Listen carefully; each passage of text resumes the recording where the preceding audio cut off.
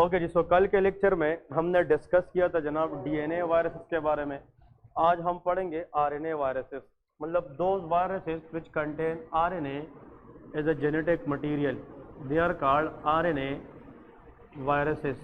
ठीक है, RNA stand for ribonucleic acid. ठीक है जी, आरएनए वायरसेस में सबसे पहले के फैमिली वही उसी तरह एक टेबल ड्रा करेंगे, तो एक साइड पे लेके कि फैमिली कौन सी होगी, इसके साथ सामने लेके एनवलप्ड वायरस है कि नहीं, एनवलप्ड। ठीक है, फिर स्ट्रक्चर क्या है या डीएनए मॉर्फोलॉजी क्या है,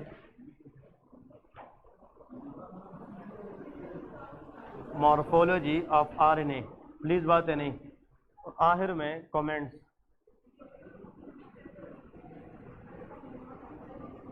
ठीक है जी, तो आरएनए वायरस में जो इम्पोर्टेंट है वो आप लोगों को बताता रहूँगा, वो नोट कर ले। ठीक है, सबसे पहले इसके अंदर आता है रियो वायरस फैमिली।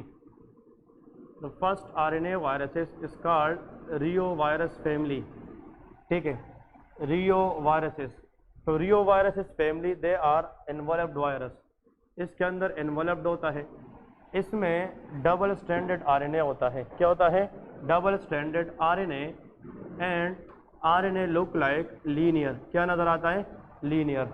हमने कल बताया था कि कुछ जेनेटिक्स लीनियर होते हैं, कुछ सर्कुलर होते हैं। ठीक है, तो जो रियो वायरस है उसकी जो आरएनए मॉर्फोलॉजी है वो डबल स्ट्रैंडेड है और लीनियर है।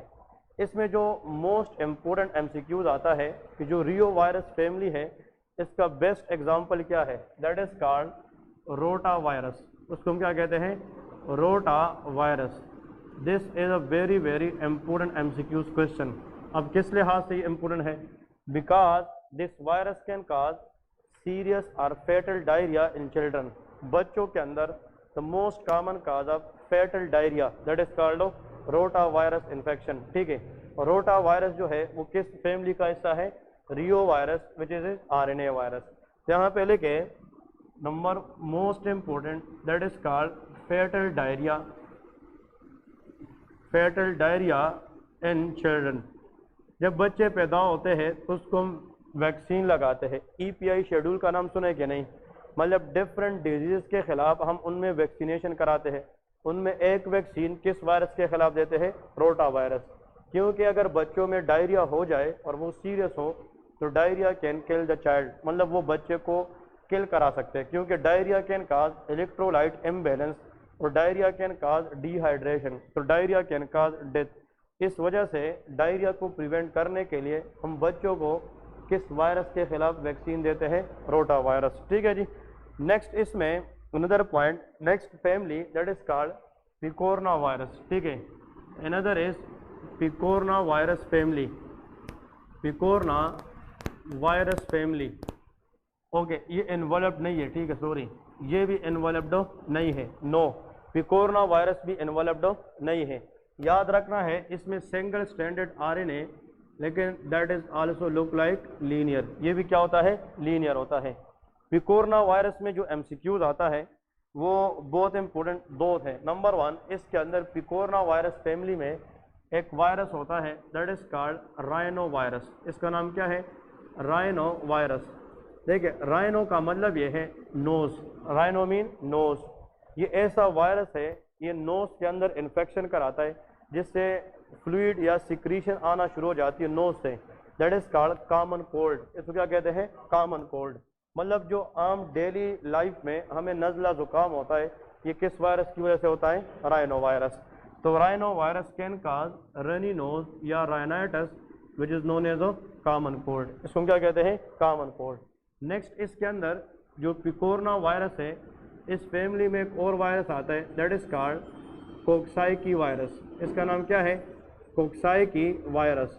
That is very very important, ये एग्जाम में आता है। Coxsackie virus, coxsackie virus is the most common cause of inflammation of एंडोमायोकार्डियम।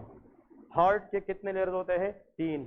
बाहर वाला पेरिकार्डियम, मिडल इज मायोकार्डियम और अंदर वाला एंडोकार्डियम। जो मायोकार्डियम है वो पंपिंग करता है, वो मस्कुलर लेयर होता है और इसकी वजह से हार्ट की पंपिंग होती है।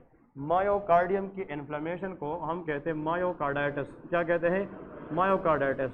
The leading cause of myocarditis if the cause is virus, answer is coxsackie virus. तो coxsackie virus is very important because it can cause myocarditis. Next category that is known as hepe virus. Another category in the RNA viruses is known as hepe virus. ठीक है, hepe virus, HEPEVIRUS। Hepe virus is non enveloped virus. ये क्या है? Non enveloped. इसके अंदर भी enveloped नहीं है, इसकी आरएनए भी सिंगल स्टैंडर्ड, लेकिन क्या होती है? लीनियर। मैं फिर बता रहा हूँ, एग्जाम के लिए जब भी आप लोग पढ़ेंगे इस पे ज़्यादा टेंशन ना ले कि एनवलप्ड है कि नहीं है। ये ज़रूरी बात है कि कौन सी फैमिली में कौन सा वायरस है और वो क्या कराता है, ये MCQ आता है। ठीक है, तो हैप्पी वायरस के अंदर जो मोस्ट इम्पोर्टेंट वायरस है that is called hepatitis E virus. उसका नाम क्या है? Hepatitis E virus, HEV। तो HEV can cause hepatitis E, hepatitis E. देखिए, कल हमने हेपर DNA वायरस पढ़ा था, वो हेपेटाइटिस बी है, लेकिन जो हेपेटाइटिस ई वायरस है ये हैप्पी वायरस का मेंबर है, and that is which virus? RNA virus. तो हेपेटाइटिस इज कॉमन और नॉट? तो हेपेटाइटिस के जितने भी वायरसेस है वो हमें याद रखने चाहिए, क्योंकि examiner love to ask different types of hepatitis viruses. तो हेपेटाइटिस ई, इसके बारे में दो मजीद बातें सुने। Number 1, hepatitis E is a virus which can cause hepatitis E. It is non dangerous hepatitis. ये एक्यूट है, ये आती भी जल्दी है, ख़त्म भी जल्दी होता है। लेकिन hepatitis E become lethal. Lethal mean dangerous if it अगर इन प्रेगनेंसी। अगर ये किस में होता है? प्रेगनेंसी में। तो अगर एग्जामिनर ये बताएं कि वो कौन सा हेपेटाइटिस है जो प्रेगनेंसी के अंदर डेंजरस होता है, वो हेपेटाइटिस ई वायरस होता है। ठीक है, ये बहुत इंपॉर्टेंट है। नेक्स्ट आते हैं another very important category which is asked multiple time in the exam, that is called flavi virus. उसको क्या कहते हैं? Flavi virus. तो फ्लेवी वायरस ये MCQs करें, जहाँ पे मैं MCQs बताऊंगा वो इंपॉर्टेंट है। फ्लेवी वायरस, देखिए, flavi virus is enveloped virus, single standard and linear. ये इंपॉर्टेंट है। अब जो फ्लेवी वायरस है, फ्लेवी वायरस फैमिली है, इसमें 3 वायरसेस इंपॉर्टेंट है। ये 3 कंडीशन इसमें इंपॉर्टेंट है। फ्लेवी वायरसेस के अंदर number 1, it contain HCV, hepatitis C virus. इसमें क्या होता है? Hepatitis C virus. और आप लोगों को पता है कि HCV can cause hepatitis C, और hepatitis C is a chronic condition which can turn to cirrhosis. ये क्या कराता है? Cirrhosis. Cirrhosis is a fibrosis या एंड स्टेज लीवर डिजीज, फिर लीवर इरिवर्सिबली डैमेज हो जाता है। फिर जो फ्लेवी वायरस है इसके अंदर एक और कैटेगरी भी आती है, दैट कैन काज, मतलब यह है डेंगू फीवर। इससे क्या हो सकती है? Dengue fever. डेंगू फीवर ये भी जनाब हमारे पास क्या होता है? डेंगू फीवर, ये डेंगू की वजह से होता है। ये भी एक वायरल इलनेस है, लेकिन डेंगू जो है ये भी किसका कैटेगरी का हिस्सा है? Flavivirus. ठीक है जी, तो flavivirus can cause dengue fever as well. और डेंगू फीवर के अंदर प्लेटलेट्स की लेवल क्या हो जाती है? कम हो जाती है। याद रखें, डेंगू आजकल पाकिस्तान में बहुत कॉमन है। जिस बंदे का सीरम या CBC पे प्लेटलेट लेवल क्या है? कम है, उसको फीवर है, उसकी हड्डियों में दर्द है और उसका डेंगू टेस्ट पॉजिटिव आ जाए, तो उसकी ट्रीटमेंट क्या है? तो हमारा मेन फोकस ये है कि हम प्लेटलेट को क्या करें? इंक्रीज करें। इसके लिए जो बेस्ट रेमेडी है पूरी दुनिया में वो पपाया जूस है। क्या है? Papaya juice. पपीता का नाम सुना है कि नहीं? पपाया, ठीक है ना। पपाया जूस लेते हैं और बंदे को बताते हैं कि 2 गिलास सुबह और 2 गिलास शाम को पिए, उसमें थोड़ा सा वाटर में लाए। पपाया जूस से विद इन 3 to 4 डेज आप प्लेटलेट को बूस्ट कर सकते हैं। There is no medicine which increase the platelet except papaya juice. लेकिन इंसान को फीवर होता है तो पैरासीटामोल भी देंगे, उसको बोनी पेन होता है तो एनसेड्स भी देंगे, ठीक है, और मल्टीविटामिन भी देते हैं। असल में डेंगू फीवर के अंदर जो प्राइम एरिया है, जो टारगेट होता है, वो बोन्स हैं। इसमें बोन्स इतने सीवियरली डैमेज होते हैं, it can also known as bone break disease. इसको क्या कहते हैं? Bone break disease. इसको बोन ब्रेक डिजीज इसलिए कहते हैं, इसमें बोनी पेन बहुत ज़्यादा होता है। ठीक है जी, ये पॉइंट इंपोर्टेंट है। नेक्स्ट देखिए, another virus family that is called toga virus. एक क्या आता है? Toga virus family. तो लेके जनाब another category that is called toga virus family. इसमें येलो फीवर भी होता है but they are not asked in the exam. Next देखिए that is involved virus single standard and linear. Toga virus भी बार बार एग्जाम के अंदर आ चुका है। टोगा वायरस के अंदर याद रखें it contain one virus which is called rubella virus. इसमें क्या होता है rubella. Rubella is a very very important virus, इसलिए कि जो रोबेला है इट कैन क्रॉस प्लेसेंटा। अगर रोबेला इन्फेक्शन मदर को फर्स्ट ट्राइमेस्टर में हो जाता है तो ये प्लेसेंटा क्रॉस करके फीटोटॉक्सिसिटी करा सकता है। ये बच्चे को जनाब टॉक्सिक इफेक्ट करा सकती है, इसलिए कहते हैं कि फर्स्ट ट्राइमेस्टर में रोबेला सिंड्रोम इज डेंजरस। अगर रोबेला इन्फेक्शन मदर को किस ट्राइमेस्टर में हो जाए फर्स्ट ट्राइमेस्टर, फर्स्ट ट्राइमेस्टर से मुराद पहले 3 मंथ्स में, तो आने वाले बच्चे में number 1 it can cause PDA. क्या कराता है पीडीए, पेटेंट डक्टस आर्टीरियोसिस। देखिए बर्थ से पहले लंग्स काम नहीं करते, लंग्स आर कोलैप्स। जब बच्चा पैदा हो जाता है उसकी लंग्स एक्सपांड होती है तो फिर बच्चा रोता है। First cry is very very important after the birth. असल में हम CVS इंशाल्लाह पढ़ेंगे कार्डियोलॉजी, उसमें याद रखें लंग्स काम नहीं करते। पल्मोनरी आर्टरी ये लंग्स को ब्लड देती है, लेकिन before the birth lungs are collapse. तो पल्मोनरी आर्टरी के अंदर जो ब्लड है बिफोर द बर्थ की बात कर रहा हूँ, उसको एयोर्टा में शिफ्ट करना, that is the function of ductus arteriosus. तो what is ductus arteriosus? It is a connection between pulmonary artery and aorta before the birth. तो बर्थ के बाद उसको क्या होना है खत्म होना है, लेकिन कुछ बच्चों में ये बर्थ के बाद भी ओपन रहता है, जिसको पेटेंट डक्टस आर्टीरियोसिस कहते हैं। ठीक है, ये हम पढ़ेंगे डिटेल से। तो ये जो पेटेंट डक्टस आर्टीरियोसिस है या इस डक्ट को ओपन रखना, उनमें से एक रोल किस वायरस का होता है रोबेला वायरस। अगर रोबेला वायरस प्रेगनेंसी में माँ को इन्फेक्ट करे और वो प्लेसेंटा क्रॉस करके बच्चे को डिजीज कराए तो it can cause hearing loss. ये क्या कराता है hearing loss. And it can also leads to cataract. ये क्या कराता है कैटरेक्ट। कैटरेक्ट से मुराद ये है कि आइस के अंदर लेंस को टारगेट करता है, और अगर लेंस की ट्रांसपेरेंसी खत्म होकर ओपेक बन जाए तो फिर जो लाइट रेज आएंगे ऑब्जेक्ट से वो रेटिना पे फॉल नहीं करेंगे, जिससे विजुअल लॉस भी हो सकता है। क्या हो सकता है विजुअल लॉस। तो 3 बातें, अगर एक बच्चे में 3 बातें इकट्ठी देखने को मिल जाए, patent ductus arteriosus, hearing loss and cataract, तो ये 3 बातें अगर किसी भी बच्चे में आ जाए तो समझ जाइए कि इसकी माँ को प्रेगनेंसी में किस वायरस का इन्फेक्शन हुआ है रोबेला वायरस। एग्जाम में लास्ट टाइम आया था कि cataract, hearing loss and PDA it can cause a virus which belong to which family? Answer is togavirus. वो क्या है टोगा वायरस। तो togavirus is a family, इसके अंदर रोबेला वायरस है which can cause these thing in the child. अब याद रखें ये जनाब ये जो मसले है ये बच्चे को बाई बर्थ होंगे कि नहीं। इसका मतलब यह है कि C स्टैंड फॉर कंजेनिटल। क्या कंजेनिटल किस की वजह से है रोबेला की वजह से, और उसमें एक जगह इफेक्टेड है कि ज़्यादा, तो ये सिंड्रोम है, इसको हम कहते हैं कंजेनिटल रोबेला सिंड्रोम। ठीक है, तो कंजेनिटल रोबेला सिंड्रोम में कितनी चीज़ें हैं 3 चीज़ें होती हैं, ये पॉइंट याद रखें। Another very important category that is highly important that is called retroviruses. उसको क्या कहते हैं रेट्रोवायरस। तो 6 नंबर लेके another category that is called retroviruses. These are involved virus and single standard linear. क्या होते हैं single standard linear. Retroviruses category के अंदर एक वायरस आता है which is asked multiple time in the exam. Retrovirus family के अंदर जो वायरस आता है that is HIV, human immune virus. नाम सुना है कि नहीं। और HIV is a virus which can cause AIDS. ये क्या कराता है एड्स कराता है। हम जब HIV की ट्रीटमेंट पढ़ेंगे आगे तो उसमें हम ऐसे ड्रग्स देंगे जिसपे हम रिवर्स ट्रांसक्रिप्टेज एंजाइम को इनहिबिट करेंगे और रेट्रोवायरस को इनहिबिट करेंगे। तो this HIV can cause the condition known as acquired immunodeficiency syndrome which is known as of AIDS. तो HIV is a virus which belongs to which category retrovirus। ठीक है जी। 2 बातें याद रखें। एक्चुअली हमारे बॉडी के अंदर 2 तरह के लिम्फोसाइट्स होते हैं, B lymphocytes and T lymphocytes. जब इन्फेक्शन वायरल होती है तो उसमें लिम्फोसाइट्स फाइट करते हैं स्पेशली टी लिम्फोसाइट। कौन सा?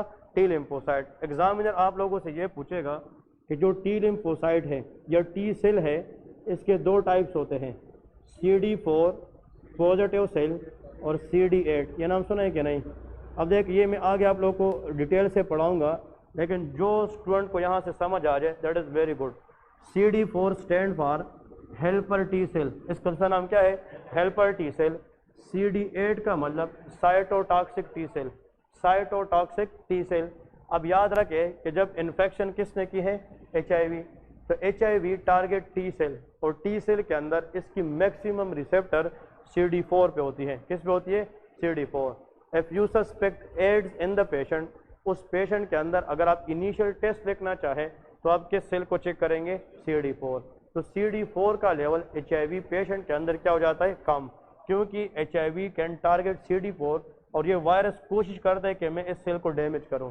तो जितना HIV लोड ज़्यादा होगा तो CD4 डिस्ट्रक्शन क्या होगी? ज़्यादा होगी। तो CD4 काउंट क्या हो जाएगा? कम हो जाएगा। तो एग्जामिनर ये पूछेगा which of the following cell initially destroyed by HIV? Answer is CD4। तो CD4 डिस्ट्रक्शन के बाद फिर दोबारा किसकी डिस्ट्रक्शन स्टार्ट होगी? CD8 सेल की डिस्ट्रक्शन स्टार्ट होगी। ठीक है जी। नेक्स्ट इसमें इनअदर पॉइंट, इसमें जनाब जो मेन पॉइंट आता है इनअदर वायरस, देखे ये क्लियर है कि नहीं? अभी तक 6 कैटेगरीज हमने डिस्कस किए हैं। 7th नंबर लेके 7th category is known as corona virus.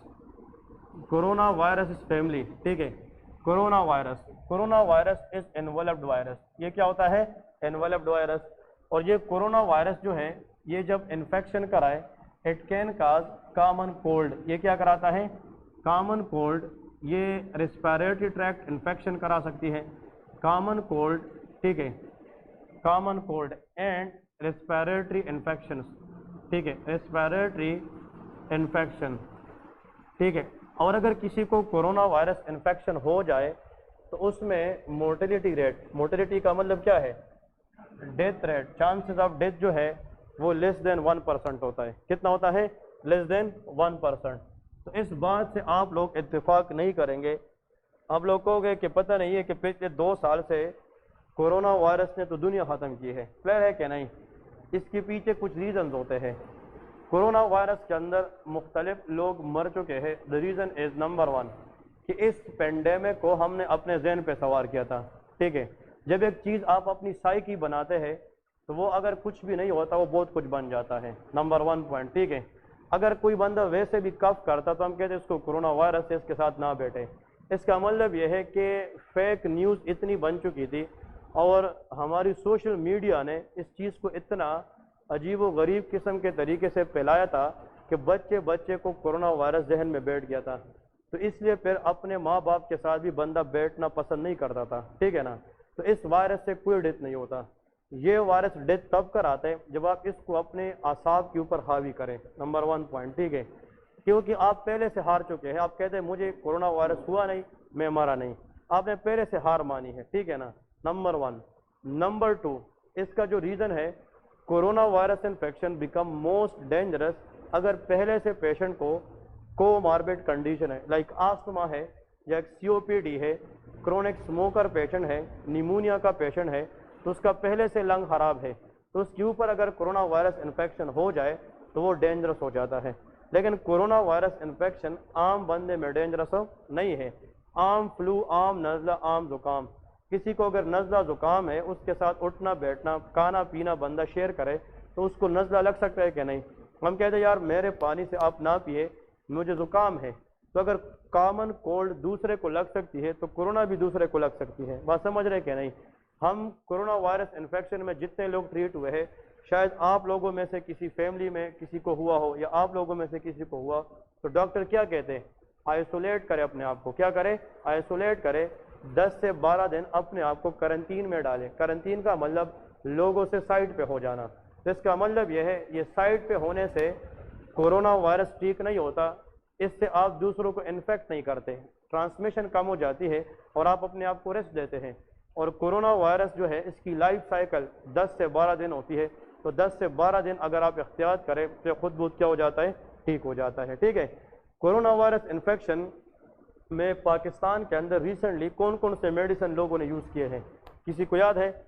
हाँ जी, हाँ, ऑगमेंटिन यूज़ किए हैं, वेरी गुड। और डेक्सामेथासोन यूज़ किए हैं, हाँ, डिस्प्रिन भी यूज़ की है, एजिथ्रोमाइसिन भी यूज़ की है, हाँ, वो यस वो भी है, ठीक है। ये आपने जो बात की है, बात सुने, ऑगमेंटिन है, एजिथ्रोमाइसिन है।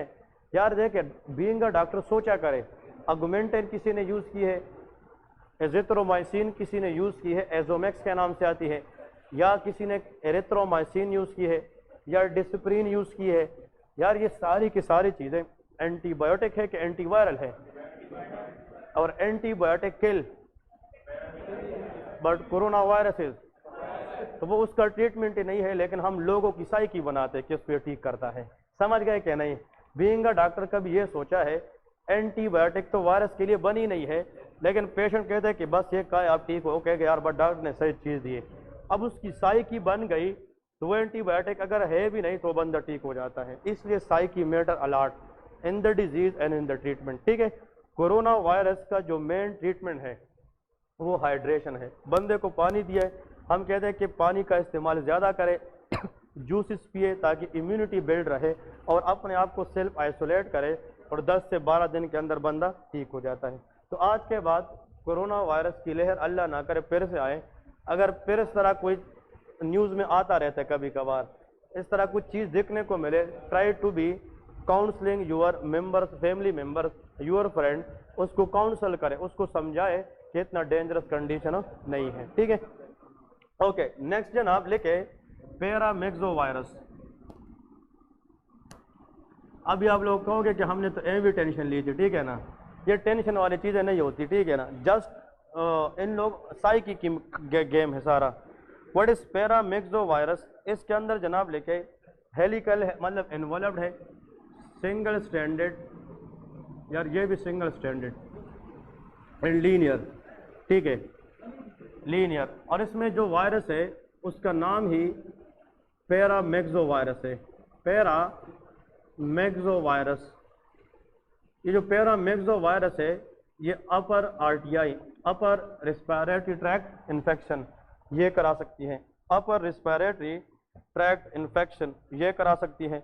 और उसमें जो मेन पॉइंट है पैरामिक्सो वायरस, इसमें 3 वायरसेस इंपॉर्टेंट हैं। कितने? 3 वायरस जो एग्जाम में आते हैं, and this category is highly highly important. Please ये कैटेगरी कभी ना भूलना एग्जाम के लिए। नंबर 1 जो पैरामिक्सो वायरस कैटेगरी है, या इसमें जनाब 3 वायरस आती हैं। नंबर 1 मीजल्स, इसमें क्या आता है?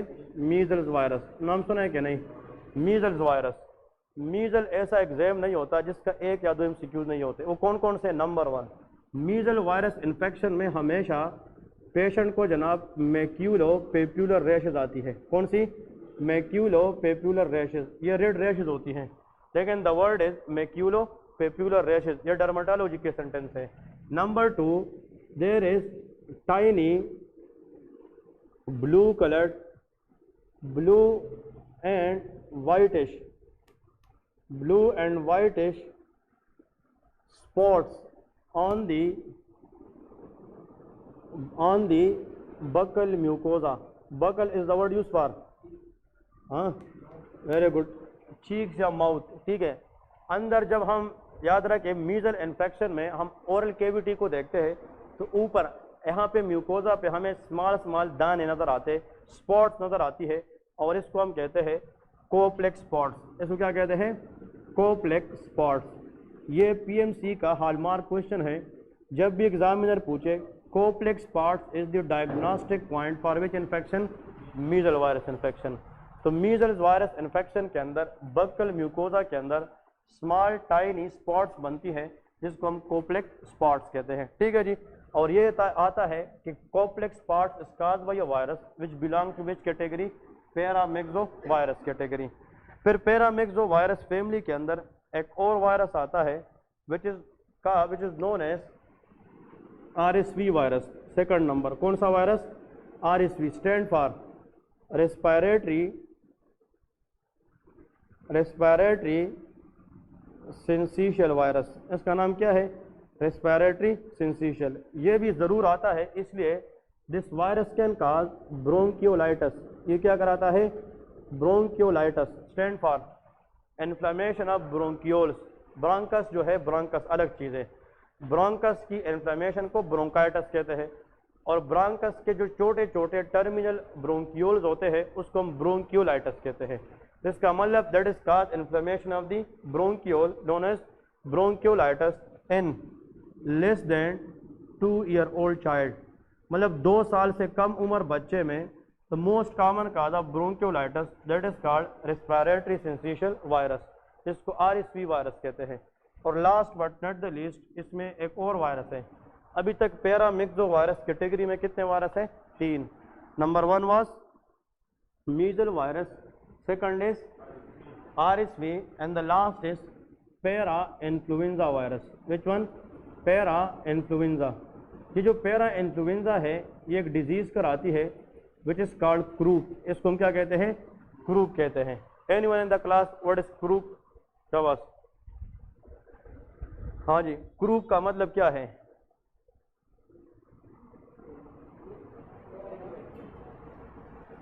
सूप तो नहीं है? हाँ,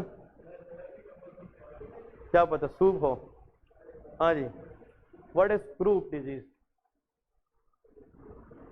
गूगल का सहारा नहीं लेना। हाँ जी, वैसे क्या हो सकता है? चले ट्राई तो करें ना। क्रूप,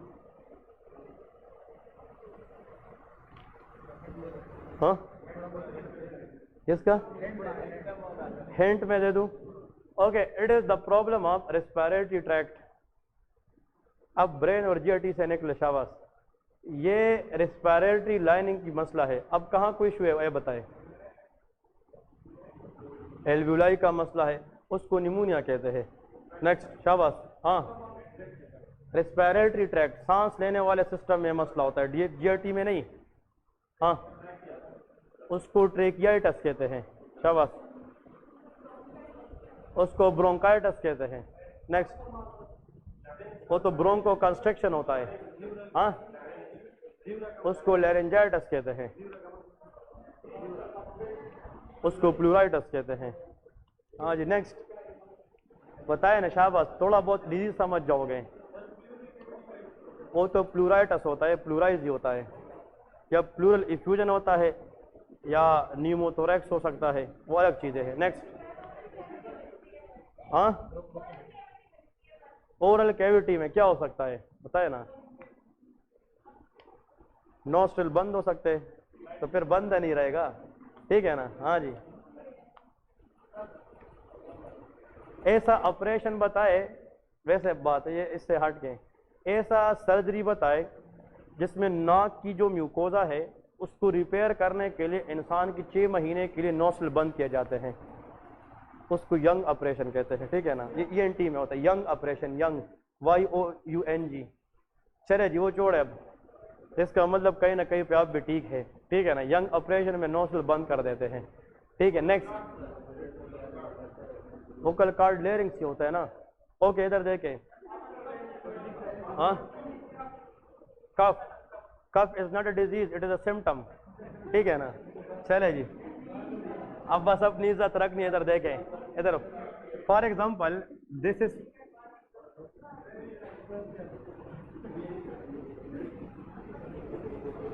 नहीं ऐसी बात करनी चाहिए कि बंदा तो हंसे ना। ओके, इधर फोकस करें। रेस्पिरेटरी ट्रैक्ट में सुन ले, इधर फोकस करें। This is called larynx, that is called larynx. Larynx का काम साउंड प्रोडक्शन है। लेरिंग्स के बाद this is called trachea, that is a trachea. अब ये वाला जो एरिया है ये लेरिंग्स और ट्रेकिया के दरमियान है, इसको हम कहते हैं cricoid cartilage, that is called cricoid cartilage. और ये क्या है? Bronchus, that is called bronchus. और ये वाला, ये वो पॉइंट है जहाँ पे ट्रेकिया कितने में डिवाइड होती है? 2 में, दैट इज कॉल्ड कैरिना, ठीक है? That is called carina. ये पॉइंट याद रखे। अब इधर फोकस करें, दैट इज लेरिंग्स। जब लेरिंग्स क्रीक्वाइड कार्टिलेज में पहुंच जाता है तो इससे क्या बनता है? ट्रेकिया। और trachea at the point of carina divide into left bronchus and right bronchus. अब सुन ले, अगर एक पेशेंट है उसको लेरिंग्स की इन्फ्लेमेशन हुई है, that is called laryngitis, that is called laryngitis. उसी पेशेंट में अगर इन्फ्लेमेशन किसकी भी हुई है, दैट इज कॉल्ड ट्रेकियाइटिस। क्या है? ट्रेकियाइटिस। और उसी पेशेंट में, एक ही बंदे में अगर इन्फ्लेमेशन किसकी हुई है, दैट इज ब्रोंकाइटिस। तो एक ही बंदा जिसको रेस्पिरेटरी ट्रैक के अंदर कितनी जगहों पे इन्फ्लेमेशन है? 3, लेरिंजाइटिस, ट्रेकियाइटिस एंड ब्रोंकाइटिस। तो इसको इकट्ठा करें, laryngo ट्रेकियो bronchitis. What? Laryngo ट्रेकियो bronchitis. इन 3 चीज़ों की इन्फ्लेमेशन को इकट्ठा एक ही पेशेंट में क्रूप कहलाता है, इसको हम क्रूप कहते हैं। इसका मतलब यह है कि laryngo ट्रेकियो bronchitis is also known as croup condition. मतलब इन 3 चीज़ों की इन्फ्लेमेशन को इकट्ठा क्या कहते हैं? क्रूप कहते हैं। और इन 3 चीज़ों को इकट्ठा इन्फ्लेमेशन कराने वाला वायरस क्या है? पैरा इन्फ्लुएंजा वायरस है। ठीक है जी, इस तरह याद रखें। डन? हाँ जी, हाँ जी, ये रेस्पिरेटरी सिस्टम में है। तो दैट इज लेरिंगो ट्रेकियो ब्रोंकाइटिस, इतना याद रखना है। ओके जी, ये क्लियर हो गया कि नहीं? नहीं क्लियर तक तो किसी ने की है? हाँ जी, तो ये वाला लिख लिया है, ये वाला पार्ट। ओके, चलिए नेक्स्ट कैटेगरी लेके 9th number. 9th number category में इंपोर्टेंट वायरस लेके, that is called rhabdo virus family. लेके rhabdo virus family. Rhabdo virus involved virus है, सिंगल स्ट्रैंडेड एंड लीनियर है। ठीक है, single stranded and linear. Okay, इधर focus करें प्लीज। ये जो ऊपर वाली कैटेगरीज हमने पढ़ी है, देखिए ऊपर वाली कैटेगरी, उसमें जनाब ये जो पैरामिक्सो वायरस कैटेगरी है, इसमें एक वायरस का नाम क्या था? मीजल। दूसरे का RSV, रेस्पिरेटरी सिंसिशियल वायरस। और तीसरे का नाम पैरा इन्फ्लुएंजा वायरस। कौन सा? Parainfluenza. Measles can cause measles, RSV can cause bronchiolitis, और para influenza virus can cause croup condition. ये क्या कराता है? क्रूप कंडीशन कराता है। और आप लोग को पता होना चाहिए कि मीजल के अंदर बकल कैविटी के अंदर जो एबनॉर्मल लीजन्स बनती है, दैट इज कॉल्ड कोप्लेक्स स्पॉट्स। इसको क्या कहते हैं? कोप्लेक्स। अब किस कैटेगरी की बारी है? रेप्डो वायरस। रेप्डो वायरस फैमिली में वो वायरस आता है जो डॉग्स के अंदर सलाइवा में होता है। वो कौन सा वायरस है? अगर किसी को डॉग्स बाइट करे, मैड डॉग, तो उसको कौन सा इन्फेक्शन होता है? रेबीज। क्या होता है? रेबीज। तो rabies virus is a member of which category? Rhabdovirus. यहाँ पहले के rabies virus, very good, rabies virus. देखिए आई थिंक के कुछ 4-5 महीने पहले ये जो इंटीरियर सिंध है, इसके अंदर रेबीज वायरस से बहुत ज़्यादा अमवात हुई है। ठीक है ना? रेबीज वायरस के लिए वैक्सीन जो है ये हर जगह पे अवेलेबल नहीं होते। ठीक है, और रेबीज वायरस अगर बाइट के बाद ब्लड में चली जाए तो with in minutes these virus can kill the patient because these viruses can target the brain. ये किसको जाते हैं? ब्रेन। तो ये न्यूरोटॉक्सिक होते हैं और ये बंदे को विद इन हार जो है वो किल करता है। इसलिए एग्जाम में आता है ऐसा वायरस बताएं जिसमें अगर हम पेशेंट को ट्रीट ना करें तो हाई का मतलब यह है कि 100% उससे बंदा क्या हो सकता है? मर सकता है। और इसका मोर्टेलिटी रेट कितना परसेंट है? 100। तो वो रेबीज वायरस है। तो रेबीज वायरस इन्फेक्शन के अंदर 100% मोर्टेलिटी रेट होता है। वैसे ये लोगों का कहना है, लेकिन आई डोंट नो मेडिकल, कि अगर रेबीज वायरस इन्फेक्शन हो जाए तो इंसान को नमक खाना चाहिए। लोग कहते हैं कि इसको जितना भी वो नमक खाएगा तो उससे जनाब रेबीज वायरस की जो टॉक्सिन है वो उसकी असर जो है वो कम हो जाती है। बट आई डोंट नो कि ठीक है या गलत है, लेकिन कुछ लोगों का मानना है, बिलीफ है। ठीक है, तो वो लोग लेते कहते हैं कि नमक इस तरह नहीं, बिल्कुल मुट्ठी भर नमक खाए तो इससे बंदा जो है उसकी सिविरिटी रेबीज वायरस की कम हो सकती है। लेकिन जो रेबीज वायरस है इसके अंदर हम क्या करते हैं? रेबीज वैक्सीन लगाते हैं। क्या लगाते हैं? रेबीज। और ये एक नहीं होता, at the site of bite लगाते हैं, फिर 7 दिन के बाद, फिर 14 दिन के बाद, फिर 28 दिन के बाद, इस तरह इसके 4-5 वैक्सीनेशन शेड्यूल होती है। ये हम पेशेंट को बताते हैं और डिफरेंट डेज के मुताबिक इसकी वैक्सीनेशन कराते हैं। ये जो रेबीज वायरस है ये ब्रेन के उस एरिया को हिट करता है जिस एरिया में हमें फीलिंग ऑफ पोलीडेप्सिया होता है, अगर ये उस एरिया को डैमेज करे तो हमें पानी को देखने से डर लगता है। That is called hydrophobia. इसको क्या कहते हैं? हाइड्रोफोबिया। द पेशेंट हेट या feel hating to drink water. बंदे को आप वाटर देंगे, वो रिफ्यूज करेगा कि मैंने नहीं पीना, वो वाटर को देख के डरेगा, उसको हेट करेगा, क्योंकि इसके अंदर हाइड्रोफोबिया होता है। ठीक है जी। तो रेबीज वायरस को जितना जल्दी हो सके ट्रीट करना है, otherwise this virus has 100% mortality rate. और ये क्वेश्चन बार बार एग्जाम में आता है कि ऐसा वायरस जिससे बंदा 100% मर सकता है, तो कौन सा वायरस है? Rabies virus. Rabies virus belong to which category? Rhabdovirus. ये किस में होता है? रेब्डो वायरस कैटेगरी में आता है। ठीक है जी। नेक्स्ट आखिर में लेके डेल्टा वायरस। एक क्या होता है? Delta virus. तो आखिर में जनाब नेक्स्ट लेके delta virus. Delta virus category. ये जो डेल्टा वायरस कैटेगरी है, इसमें पॉइंट याद रखें, एनवलप्ड वायरस है, सिंगल स्टैंडर्ड है, एनवलप्ड वायरस है, मतलब एनवलप्ड है, सिंगल स्टैंडर्ड, एंड इसके आरएनए ये सर्कुलर होती है। डेल्टा वायरस के एमसीक्यूज ये है कि it contain hepatitis D virus. इसके अंदर क्या होता है? Hepatitis D virus. Hepatitis D को हम डिफेक्टिव वायरस भी कहते हैं, क्योंकि हेपेटाइटिस डी जो है ये हेपेटाइटिस बी वायरस के साथ एसोसिएट होता है और उसके साथ मिलकर ये इन्फेक्शन करा सकती है। So that is what all about the hepatitis viruses. लेकिन जो डेल्टा वायरस है ये जनाब हमारे पास क्या होता है? ये डिफेक्टिव वायरस। इसको डिफेक्टिव वायरस क्यों कहते हैं? शाबाश। क्योंकि this virus can cause infection along with hepatitis B virus. तो all hepatitis viruses are RNA except of hepatitis B which is a DNA virus. वो क्या होता है? DNA virus. इसके बाद ये जो मतलब कुछ वायरसेस है, ये मतलब बीच में से ये बुनिया वायरस है, एरिना वायरस है, इसके इन्फेक्शन सदियाँ गुजरेगी पाकिस्तान में नहीं आएगी। ठीक है, क्योंकि ये कैलिफोर्निया वाली साइड पे, साउथ अफ्रीका वाली साइड पे, वहाँ पे इसकी इन्फेक्शन, कुछ वायरल इन्फेक्शन लाइफस्टाइल से भी रिलेट करती है और कुछ वायरल इन्फेक्शन आपकी डाइट से भी मेंटेन करती है। तो मतलब ये उन इलाकों में होती है। जो चीज़ें पाकिस्तान में होती है वही आप लोगों को एग्जाम में आती है। Common thing are commonly asked in the exam, rare things are rarely asked in the exam. ठीक है जी। तो आप लोगों को जितनी वायरस कैटेगरी ये लिखी है तो आप लोगों ने ये हाईलाइट करना है और उसको सही तरीके से देखना है। ठीक है।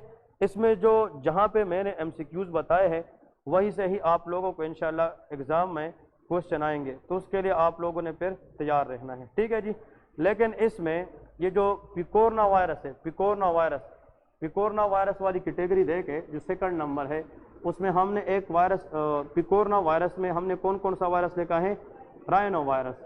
राइनो वायरस के साथ लेके पोलियो वायरस। कौन सा वायरस? पोलियो वायरस, ये इंपॉर्टेंट आता है।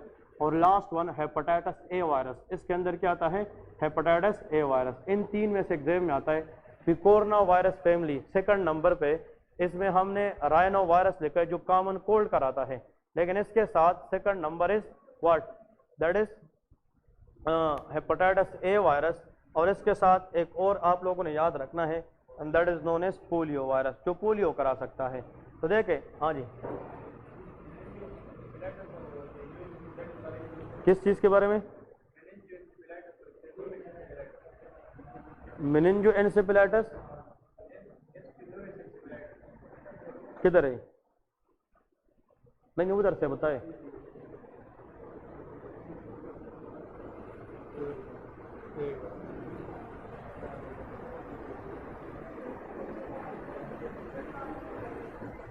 यार देखे ये कौन सा वर्जन है?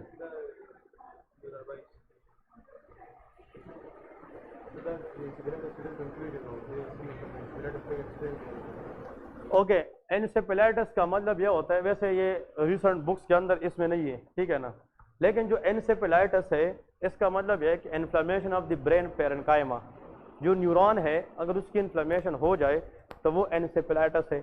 लेकिन ब्रेन के बाहर अगर उसकी लेयर का इन्फ्लेमेशन हो जाए तो वो मेनिंजाइटिस है। मेनिंजाइटिस का मतलब यह है कि मेनिंजिस, उसकी बाहर की कवरिंग, लेकिन अगर वो मसला अंदर न्यूरॉन में चला जाए तो उसको क्या कहते हैं? एनसेफेलाइटिस।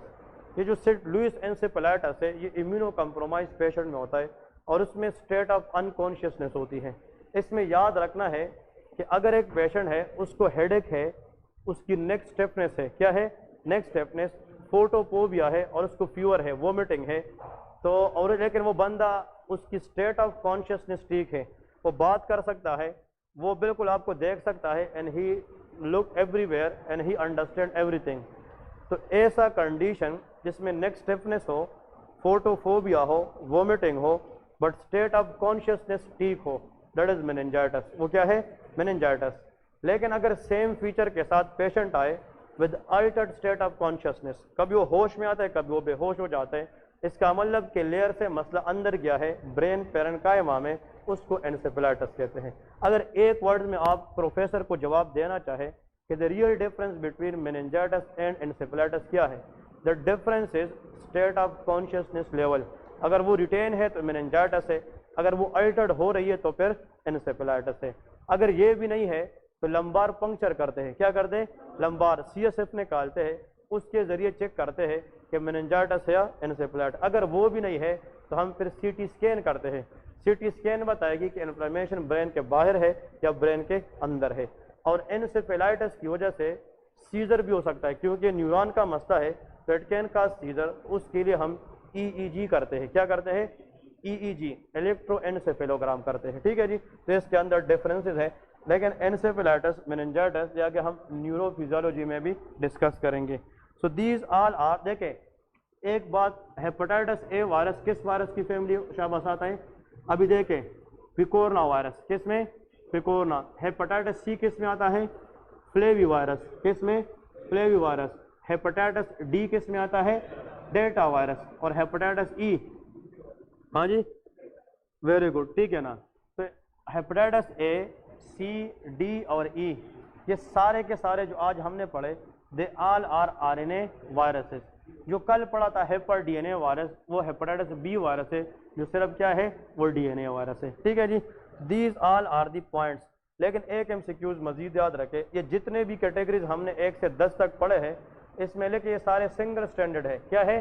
Single standard. लेकिन पहला वाला कैटेगरी क्या है? Double standard. The only RNA virus family which is double standard is Rio virus. वो क्या है? रियो वायरस है। हाँ जी, वो सिंगल स्टैंडर्ड है। नहीं, वो मैंने चेंज किया था, सिंगल स्टैंडर्ड करे।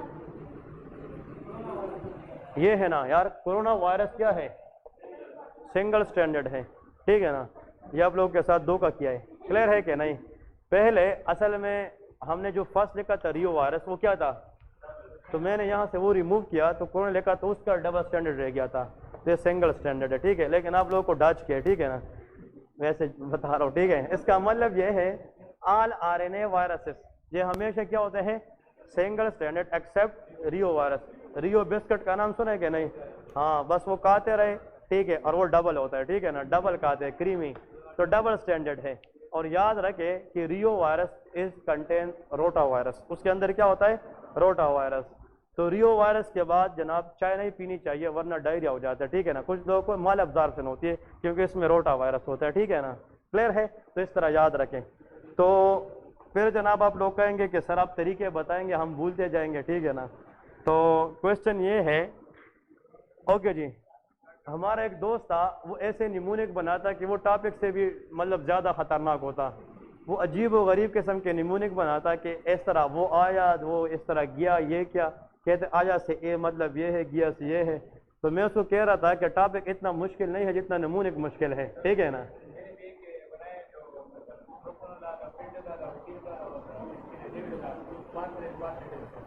ठीक है, लेकिन आपके लिए तो आसान है, दूसरे को बताया कि वो बेचारा रोज वो भी पढ़ता रहेगा। ठीक है ना। ओके जी। So these all are RNA viruses. अभी हमें जो मेन पढ़ना है, उसके बाद they are hepatitis viruses. Hepatitis viruses के जनाब हेपेटाइटिस B के अंदर सीरोलॉजिकल मार्कर पढ़ने हैं। वैसे हेपेटाइटिस तो GIT का पार्ट है, लीवर में पढ़ेंगे, लेकिन इसके सीरम मार्कर माइक्रोबायोलॉजी में आते हैं। तो इंशाल्लाह ये कल पढ़ाऊंगा। ठीक है, कल इसको वाइंड अप करेंगे वायरोलॉजी। हाँ, HIV जो है, ये हम एंटी वायरल ड्रग जब पढ़ेंगे तो उसमें हम रेट्रो वायरल थेरापी पढ़ेंगे, तो HIV उसके साथ पढ़ेंगे। ठीक है, तो कल इंशाल्लाह वायरोलॉजी करके फिर एक दिन सिर्फ फंजाई की स्टडी है, फिर ये ख़त्म हो जाएगी। ठीक है जी, कल इंशाल्लाह मिलेंगे 9 बजे।